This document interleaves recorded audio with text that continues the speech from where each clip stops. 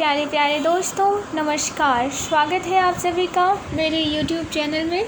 और आज हम लोग NCERT क्लास 11 चैप्टर 9 को डिटेल से पढ़ेंगे। और हमारे चैप्टर का नेम है आधुनिकीकरण की ओर।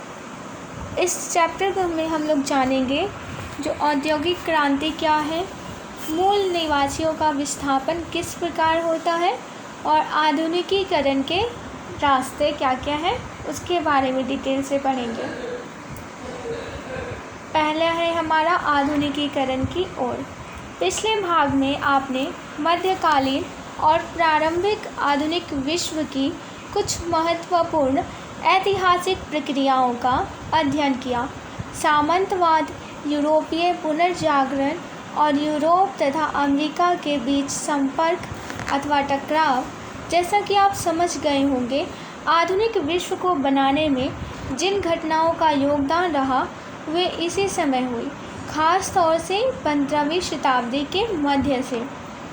विश्व इतिहास के दो अन्य परिवर्तनों ने ऐसी ज़मीन तैयार की जिसे आधुनिकीकरण कहा गया। यह थे औद्योगिक क्रांति और राजनीतिक क्रांतियों की लड़ी, जिसने प्रजा को नागरिक में तब्दील कर दिया। इन राजनीतिक क्रांतियों की शुरुआत अमेरिकी क्रांति 1776 से 81 के बीच हुआ। जोड़ लीजिए कितने साल तक है, 77, 78, 79, 80, 81, 5 साल तक चला। और फिर फ्रांसीसी क्रांति हुई 1789 से 94, ये भी 5 सालों तक चला। ब्रिटेन दुनिया का पहला औद्योगिक राष्ट्र रहा है। विषय 9 में आप इसका अध्ययन करेंगे कि ऐसा कैसे और क्यों हुआ। लंबे अरसे से यह समझा जाता था कि ब्रिटेन के औद्योगिकरण ने दूसरे देशों के औद्योगिकरण के लिए आदर्श नमूना या फिर मॉडल प्रस्तुत किया। विषय 9 में किए गए विचार विमर्श से आपको पता चलेगा कि इतिहासकारों ने औद्योगिकरण संबंधी पहले के कुछ विचारों को लेकर प्रश्न उठाए हैं।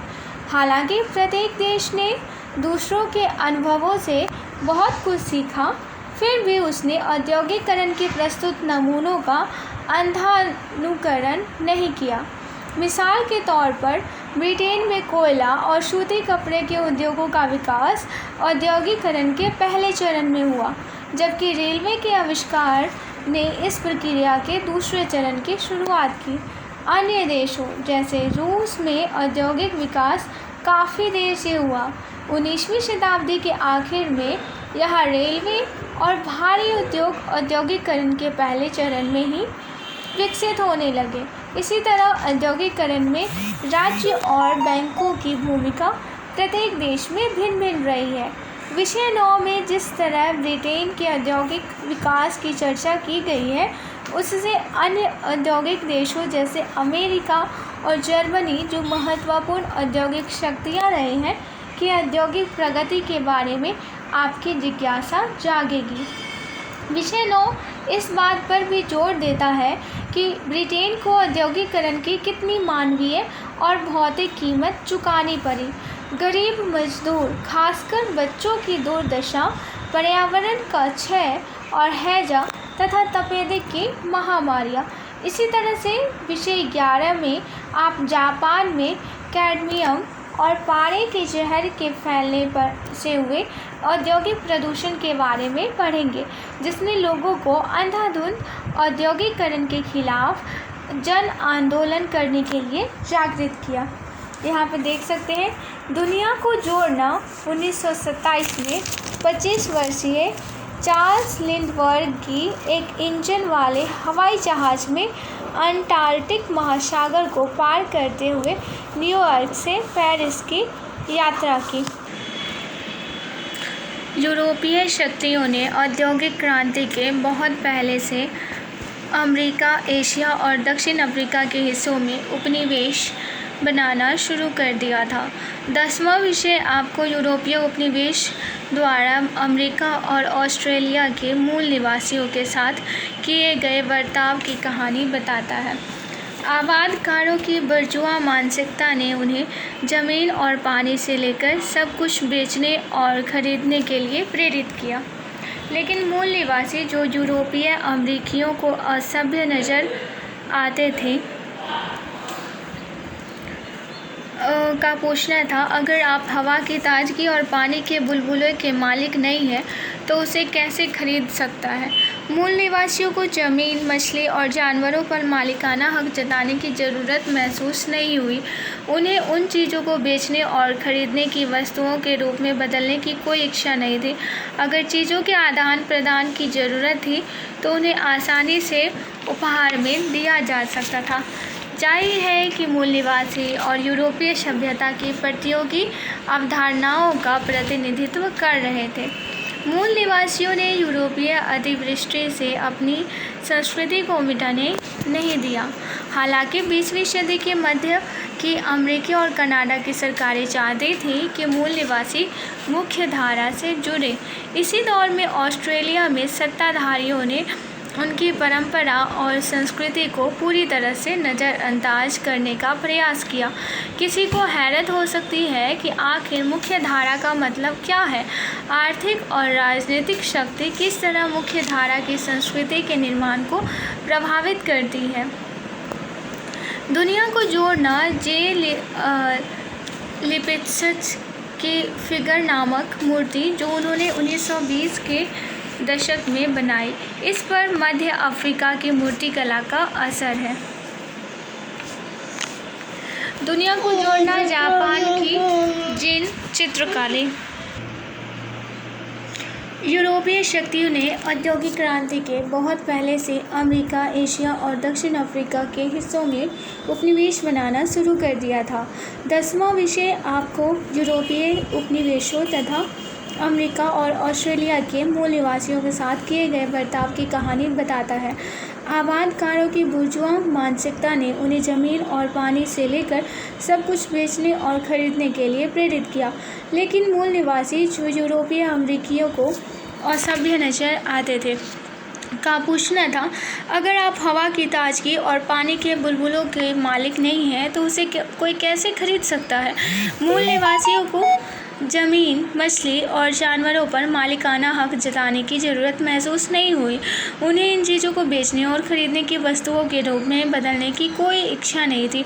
अगर चीज़ों के आदान प्रदान की ज़रूरत थी तो उन्हें आसानी से उपहार में दिया जा सकता था। जाहिर है कि मूल निवासी और यूरोपीय सभ्यता की प्रतियोगी अवधारणाओं का प्रतिनिधित्व कर रहे थे। मूल निवासियों ने यूरोपीय अतिवृष्टि से अपनी संस्कृति को मिटने नहीं दिया। हालांकि 20वीं सदी के मध्य की अमेरिकी और कनाडा की सरकारें चाहती थी कि मूल निवासी मुख्य धारा से जुड़े। इस दौर में ऑस्ट्रेलिया में सत्ताधारियों ने उनकी परंपरा और संस्कृति को पूरी तरह से नज़रअंदाज करने का प्रयास किया। किसी को हैरत हो सकती है कि आखिर मुख्य धारा का मतलब क्या है। आर्थिक और राजनीतिक शक्ति किस तरह मुख्य धारा की संस्कृति के निर्माण को प्रभावित करती है। दुनिया को जोड़ना जापान की जैन चित्रकारी। पश्चिमी कलाकार ऐसे चित्रों की प्रशंसा करते थे। 1920 के दशक के अमेरिका में जैन का प्रभाव निराकार, अभिव्यंजनावादी, एक्सप्रेशनिस्ट चित्रकारी पर पड़ा। पश्चिमी पूंजीवाद, व्यापारिक, औद्योगिक और वित्तीय, और 20वीं सदी के शुरू के जापानी पूंजीवाद ने तीसरी दुनिया के बहुत से हिस्सों में उपनिवेश बनाए।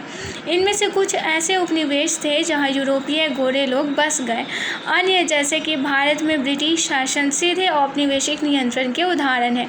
19वीं और प्रारंभिक 20वीं सदी का चीन उपनिवेशवाद की तीसरी किस्म का उदाहरण है। यहाँ ब्रिटेन, फ्रांस, जर्मनी, रूस, अमेरिका और जापान ने बिना सत्ता हाथ में लिए चीन के मामलों में दखलंदाजी की। उन्होंने देश के संसाधनों से भरपूर फायदा उठाया। इससे चीन की प्रभुसत्ता को गंभीर ठेस पहुंची और चीन का दर्जा अर्ध उपनिवेश का हो गया। लगभग सभी देशों में शक्तिशाली राष्ट्रीय आंदोलन ने औपनिवेशिक शोषण को चुनौती दी। वैसे राष्ट्रवाद बिना औपनिवेशिक संदर्भ के भी उभरा, जैसे कि पश्चिमी या जापान में। सभी किस्मों के और राष्ट्रवाद लोक प्रभुसत्ता के सिद्धांतों पर आधारित है।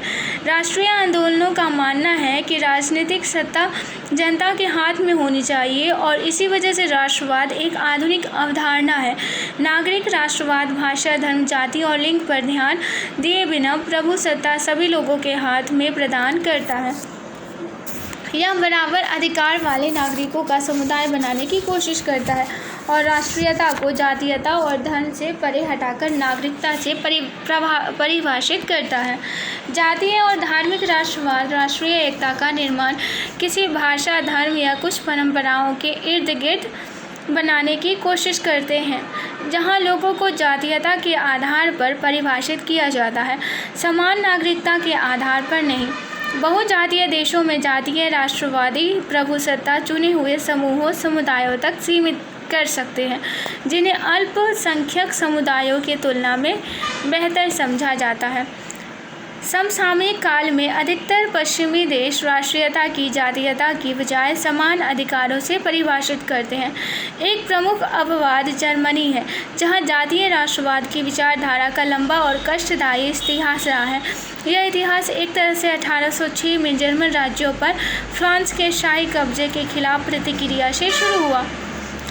नागरिक राष्ट्रवाद की विचारधारा विश्व भर में जातीय धार्मिक राष्ट्रवाद के साथ प्रतियोगिता करती आई है। यही हाल आधुनिक भारत, चीन और जापान में भी रहा है। जैसे औद्योगिकरण के भिन्न भिन्न तरीके रहे हैं, वैसे ही आधुनिकीकरण के कई मॉडल देखने को मिले हैं। विभिन्न समाजों ने अपनी विशिष्ट आधुनिकता विकसित की है। इस मामले में जापानी और चीनी उदाहरणों से बहुत कुछ समझ में आता है। जापान उपनिवेशी नियंत्रण से आज़ाद रहने में सफल रहा और 20वीं सदी के दौरान तेज़ी से आर्थिक और औद्योगिक प्रगति कर सका। द्वितीय विश्व युद्ध में हुई शर्मनाक हार के बाद जापानी अर्थव्यवस्था के पुनर्निर्माण को केवल युद्ध के बाद के चमत्कार के रूप में नहीं देखना चाहिए। जैसा कि विषय 11 दिखाता है, यह उस उन्नति का नतीजा था जो जापान 19वीं और 20वीं शताब्दी के शुरू में बनाने में कामयाब हुआ था। उदाहरण के लिए, क्या आपको मालूम है कि 1910 तक प्राथमिक विद्यालय में पढ़ने के लिए फीस लगभग खत्म हो गई थी और सब बच्चों के लिए दाखिला अनिवार्य था। फिर भी जापानी आधुनिकीकरण की अन्य किसी भी देश की तरह अपनी दिक्कतें थीं। लोकतंत्र और सैन्यवाद के बीच जातीय राष्ट्रवाद और नागरिक राष्ट्र निर्माण के बीच, और जिसे बहुत सी जापानी परंपरा और पश्चिमीकरण कहते हैं। चीनियों ने औपनिवेशिक शोषण का और अपने नौकरशाह सामंत वर्ग का प्रतिरोध किसान विद्रोह, सुधार और क्रांति के जरिए किया। 1930 के दशक के शुरुआती सालों में चीनी साम्यवादी पार्टी, जिसकी ताकत किसानों में थी, ने औपनिवेशिक शक्तियों का और देश के कुलीन वर्ग का प्रतिनिधित्व कर रहे राष्ट्रवादियों का सामना शुरू किया। उन्होंने अपने विचार देश के कुछ चुने हुए हिस्सों में आजमाने शुरू किए। उनकी समतावादी विचारधारा, भूमि सुधारों पर जोर और महिलाओं की समस्याओं के प्रति जागरूकता ने 1949 में विदेशी उपनिवेशवाद और राष्ट्रवादियों को उखाड़ फेंकने में मदद की। एक बार सत्ता में आने के बाद वे असमानताएं घटाने, शिक्षा फैलाने और राजनीतिक जागरूकता बनाने में सफल रहे। इसके बावजूद देश के एक पार्टी ढांचा और राज्य प्रयोजन दमन ने 1960 के दशक के मध्य के बाद राजनीतिक व्यवस्था के साथ बढ़ते असंतोष में योगदान किया।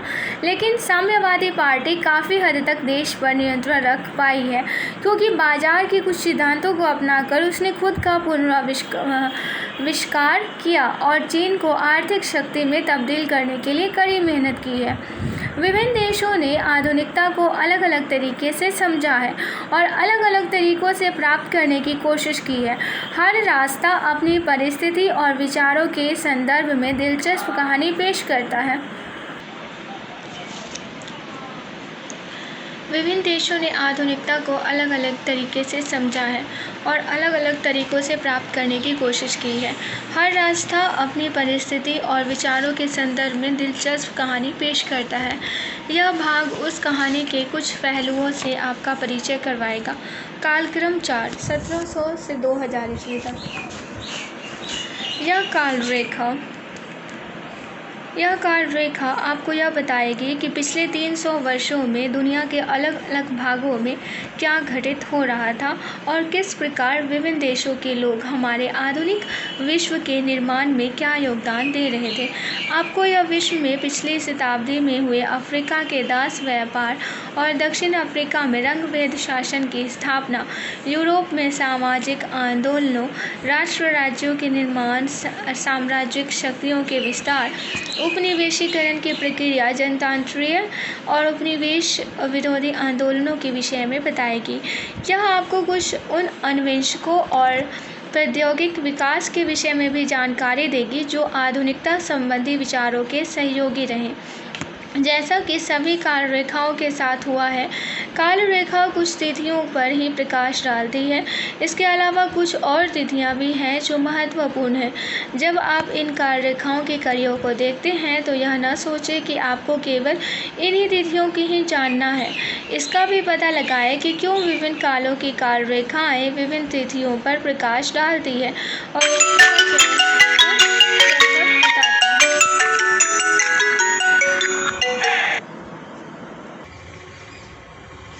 आपको यह विश्व में पिछली शताब्दी में हुए अफ्रीका के दास व्यापार और दक्षिण अफ्रीका में रंगभेद शासन की स्थापना, यूरोप में सामाजिक आंदोलनों, राष्ट्र राज्यों के निर्माण, साम्राज्यिक शक्तियों के विस्तार, उपनिवेशीकरण की प्रक्रिया, जनतंत्रीय और उपनिवेश विरोधी आंदोलनों के विषय में बताएगी। यह आपको कुछ उन अन्वेषणों और प्रौद्योगिकी विकास के विषय में भी जानकारी देगी जो आधुनिकता संबंधी विचारों के सहयोगी रहे। जैसा कि सभी काल रेखाओं के साथ हुआ है, काल रेखा कुछ तिथियों पर ही प्रकाश डालती है। इसके अलावा कुछ और तिथियां भी हैं जो महत्वपूर्ण हैं। जब आप इन काल रेखाओं के कड़ियों को देखते हैं तो यह ना सोचें कि आपको केवल इन्हीं तिथियों को ही जानना है। इसका भी पता लगाएं कि क्यों विभिन्न कालों की काल रेखाएं विभिन्न तिथियों पर प्रकाश डालती है और इसका चयन आपको यह सब बताता है। यहाँ अफ्रीका में देख सकते हैं 1720 से 30 में क्या हुआ था। पश्चिम अफ्रीका के स्थित दाहोमी के राजा अगाज 1724 से 34 ने दास व्यापार पर प्रतिबंध लगाया। 1740 ईस्वी में फिर से इसे लागू किया गया। यूरोप में कैरोलस लिनेयस ने पौधों और जानवरों का वर्गीकरण करने के लिए एक वर्गीकीय प्रणाली की खोज की 1735 में। दक्षिण अफ्रीका में केप टाउन में पहली बार चेचक 1755 का प्रकोप हुआ जिसे नाविकों ने फैलाया। 1770 से 80 अंतर्राष्ट्रीय दास व्यापार अपने चरम उत्कर्ष पर था। सभी उपनिवेशक शक्तियां दास व्यापार कर रही थी। लाखों अश्वेत अफ्रीकी लोगों को प्रत्येक वर्ष अंटार्कटिका के पार भेजा जाता था, जिसमें 2/3 समुद्री यात्रा के दौरान मर जाते थे। रूस में इमैलियन पागाचेव ने कृषक विद्रोह का नेतृत्व किया। 1780 से 90 फ्रांसीसी क्रांति। 1789 का प्रारंभ। 1800 से 1810 मोहम्मद अली ने मिस्र में शासन किया। 1805 से 48 मिस्र ऑटोमन साम्राज्य से अलग हो गया। फ्रांसीसी क्रांति 1789। 1820 से 30 में अफ्रीका में पश्चिम अफ्रीका में लाइबेरिया की 1822 जो स्वतंत्रता दासों का देश था। लुई ब्रेल ने उंगलियों से पढ़ने की प्रणाली को विकसित किया। इंग्लैंड में यात्री रेलगाड़ी चलाई गई। 1830 से 40 अब्दुल कादिर ने फ्रांसीसियों के अल्जीरिया में बसने के विरुद्ध आंदोलन किया। अनेक यूरोपीय देशों में उदारवादी और सामाजिक आंदोलन हुए। 1848 में अफ्रीका में 1860 से 70 में विश्व के सबसे महत्वपूर्ण व्यापारिक मार्गों में से एक स्वेज नहर व्यापार हेतु खोली गई। यूरोप में रूसी कृषि दासों को स्वतंत्र किया गया। 1861 में जर्मनी और इटली के एक संयुक्त राष्ट्र राज्यों के रूप में उभर कर आए। 1880 से 90 यूरोप के लोगों का अफ्रीका के लिए संघर्ष प्रारंभ हुआ। 1890 से 1900 महात्मा गांधी ने नस्लवादी कानूनों के खिलाफ सत्याग्रह की वकालत की। पहली फिल्म का निर्माण 1895। पहला ओलंपिक खेल एथेंस में संपन्न हुआ 1896। दक्षिण अफ्रीका ने श्वेत लोगों के लिए 87% भूमि आरक्षित करने हेतु कानून बनाए। प्रथम विश्व युद्ध 1914 से 18। 1917 की रूसी क्रांति मुस्तफा कमाल के नेतृत्व में तुर्की गणराज्य बना। 1923 में 1930 से 40 अंगोला से मोजाम्बिक तक प्रथम ट्रांस अफ्रीकी रेल सेवा पूर्ण हुई। हिटलर ने जर्मन शासन की बागडोर हथिया ली। द्वितीय विश्व युद्ध। दक्षिण अफ्रीका में अफ्रीकी नेशनल पार्टी की विजय। रंगभेद नीति की स्थापना। ब्रिटेन ने आयरिश स्वतंत्रता को मान्यता दी। 1950 से 60 उप सहारा अफ्रीकी क्षेत्र में घाना प्रथम स्वतंत्र देश बना। डीएनए की खोज। रूस ने अंतरिक्ष यान स्पुतनिक भेजा। 1957। 1960 से 70 अफ्रीकी एकता संगठन की स्थापना। 1963 यूरोप में विरोध आंदोलन। 1968 मिखाइल गोर्बाचेव सोवियत रूस के नेता बने। संपूर्ण विश्व में वेब का प्रारंभ। 1990 से 2000 दक्षिण अफ्रीका में नेल्सन मंडेला को रिहा किया गया 1990 में और रंगभेद को समाप्त करने की प्रक्रिया प्रारंभ हुई। वैज्ञानिकों ने डॉली 1997 क्लोन भेड़ बनाई जिससे आनुवंशिक इंजीनियरिंग की सीमा के बारे में नए विवाद प्रारंभ हुए। इस इतिहास के कुछ हिस्से 1720 से 30 गुजिन तुशु जीचेंग नामक सबसे विशाल विश्वकोश को चीन के मंचू शासक कंगाक्षी से छपा अधिकृत किया गया। मराठों ने दक्षिणी एशिया जिसमें भारत शामिल है। मराठों ने उत्तरी भारत में अपनी प्रभुता का विस्तार किया। 1750 से 1760 एओकी कोन्या एक जापानी विद्वान ने डच जापान शब्दकोश का संकलन किया। 1758 में रॉबर्ट क्लाइव ने बंगाल के नवाब को प्लासी के युद्ध में पराजित किया। 1757 में 1780 से 90 अंग्रेजों ने भारत से चीन को अफीम का निर्यात किया जिसमें अत्यधिक वृद्धि हुई।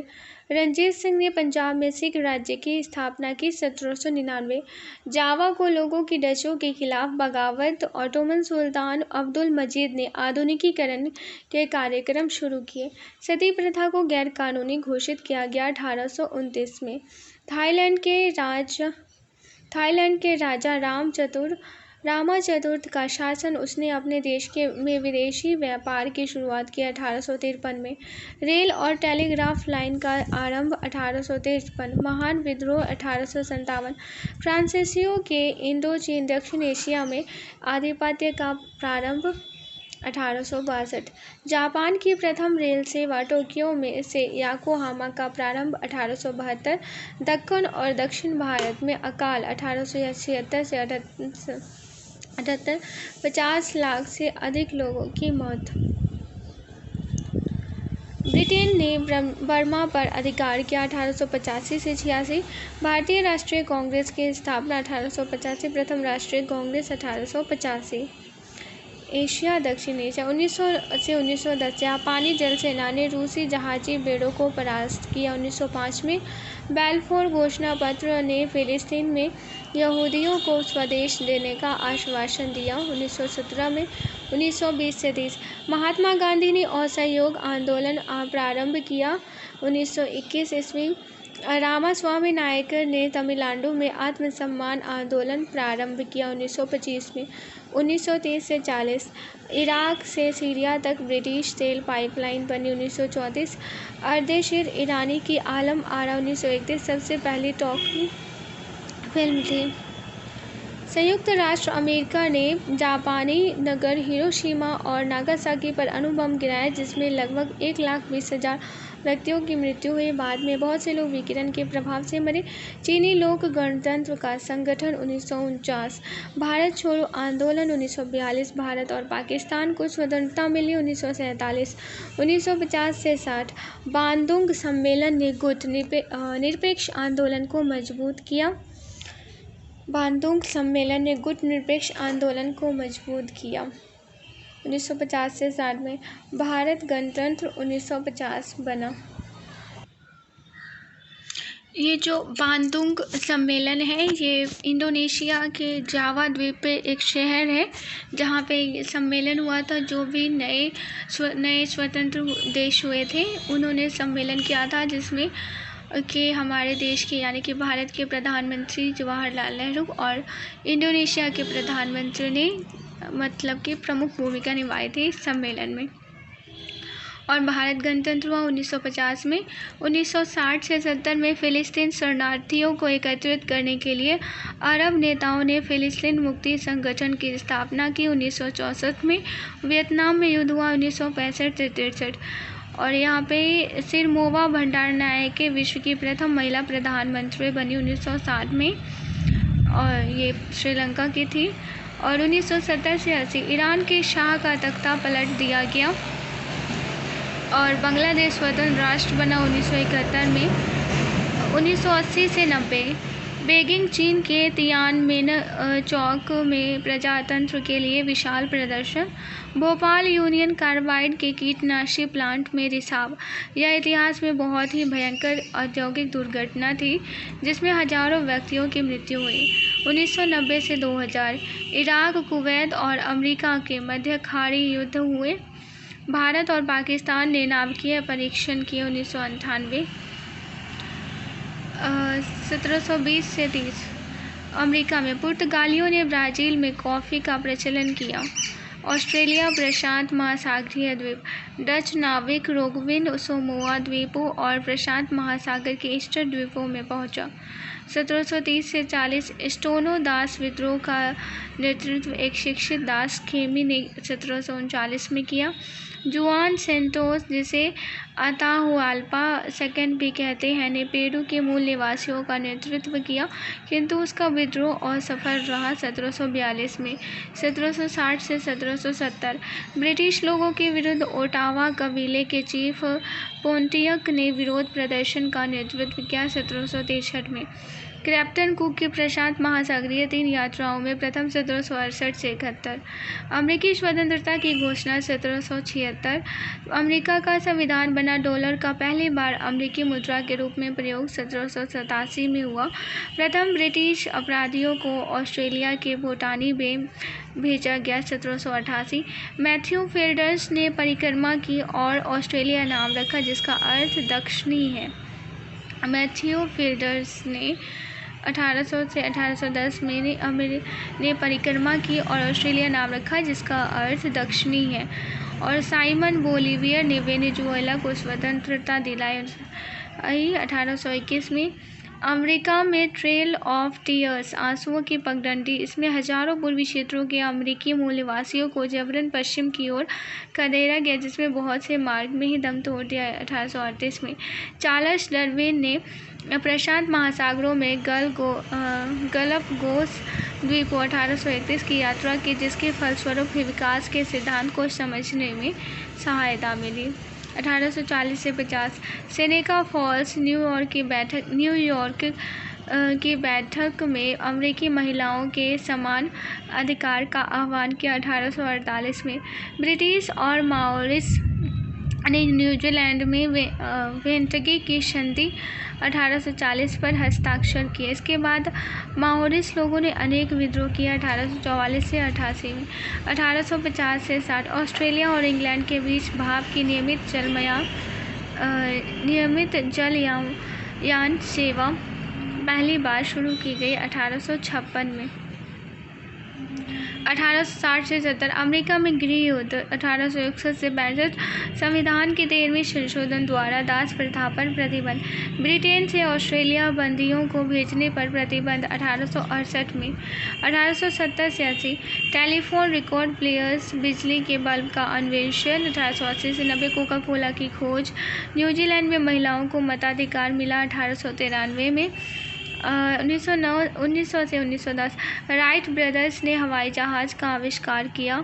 हेनरी फोर्ड ने कार उत्पादन का प्रारंभ किया। 1913 में अंटार्कटिक और प्रशांत महासागर को जोड़ने वाली पनामा नहर खोली गई। 1914 पश्चिम सोमेउ की 1/5 जनसंख्या इन्फ्लुएंजा से समाप्त हो गई। 1918 1920 से 23 अमेरिका की वॉल स्ट्रीट स्टॉक एक्सचेंज में भारी गिरावट। 1929 इसमें महामंदी का दौर शुरू हुआ। 1932 तक 1 करोड़ 20 लाख व्यक्ति बेरोजगार हो गए।